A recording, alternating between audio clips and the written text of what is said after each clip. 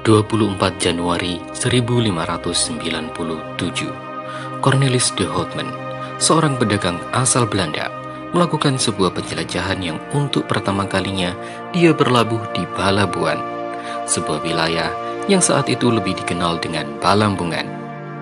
Ia memulai perjalanan beberapa jarak menuju ke utara menjauh dari Teluk Pampang. Kemudian dia menceritakan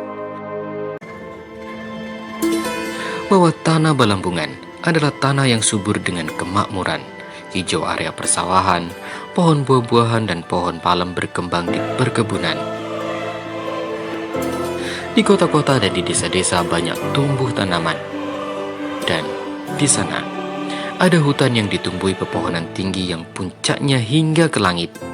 Terlihat rimbun di seluruh negeri dan seluruh luas tanahnya sebagai salah satu atap tunggal dedaunan yang menutupi seperti sebuah kanopi.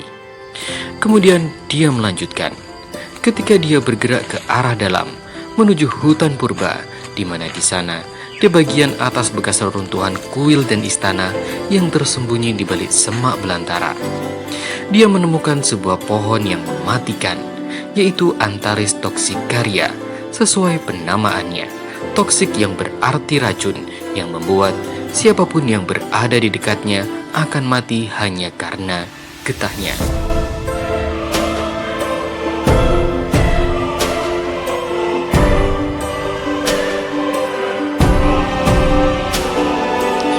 Kemudian, pada tahun 1820-an, Thomas Stanford Raffles mengutus seorang ahli botani untuk menyelidiki misteri pohon ini.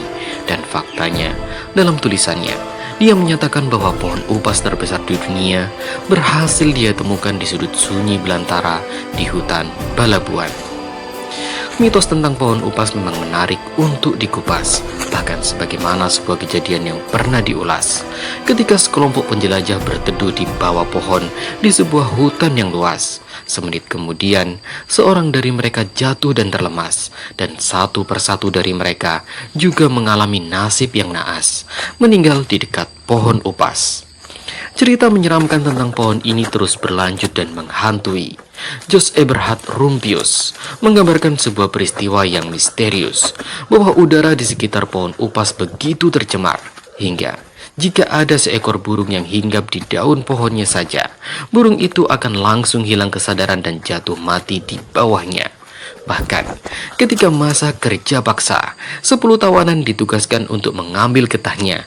Namun anehnya, tak seorang pun yang berhasil kembali hidup dari sana. 10 tawanan mati karena keracunan.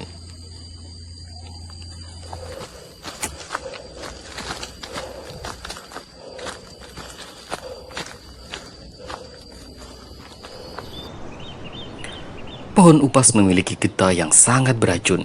Pohon ini mampu tumbuh hingga 50 meter lebih. Berat kayu yang ringan dan berwarna putih, dahan-dahan tumbuh horizontal tak beraturan, pohon langka, dan hanya ditemukan di belantara. Sama seperti warna kayu, pohon upas juga memiliki getah berwarna putih susu. Batang yang terkelupas akan mengeluarkan getah yang mengalir deras seketika itu. Pohon ini memiliki bentuk bani ramping yang tidak terlalu melebar, kulit batang tebal dengan daun yang berbentuk bulat lonjong serta tulang daun yang menonjol dengan permukaan yang berambut halus.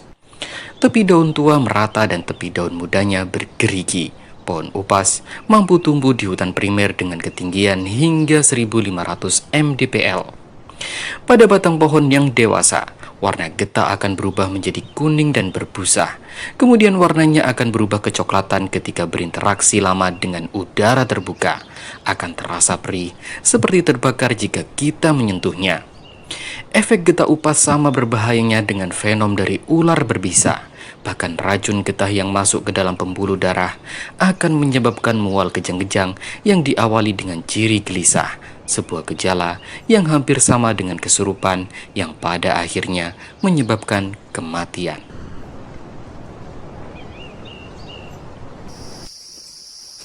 Lalu, adakah hubungan pohon ini dengan cerita di Desa Penari?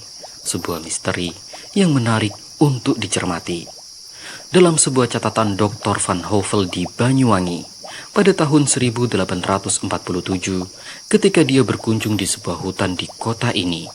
Ketika dia sedang menepi, seseorang mengajaknya untuk mendaki, menapaki tapak tilas ke arah yang lebih tinggi. Lalu dia menjumpai sebuah pohon tua keramat yang besar di dekat kolam air yang menggenangi. Dia melihat sebuah pohon berbuah dan berdaun kecil di atas gumuk di desa terpencil. Sebuah fakta yang baginya mustahil, di mana terdapat sebuah pohon yang bila seseorang mendekat dan beristirahat saja di bawah pohonnya, pasti sudah mati. Semua anak yang terlahir di desa ini diminta untuk menghindari. Maka atas sebab itulah, arah setapak yang mengarah ke kolam sedang berpohon upas disebut dengan hutan larangan, karena dikhawatirkan angin yang berhembus searah saat seseorang mendekatinya akan menyebabkan kematian karena aroma getahnya. Perlu kehati-hatian untuk mendekati pohon di dekat sendang. Warga desa sering menggunakan getahnya untuk senjata perang, sebab sekali musuh terkena getahnya, sang lawan akan tersungkur dan kejang-kejang. Sebuah kejanggalan sekaligus sebuah kenyataan dari kisah sebuah pohon di hutan larangan.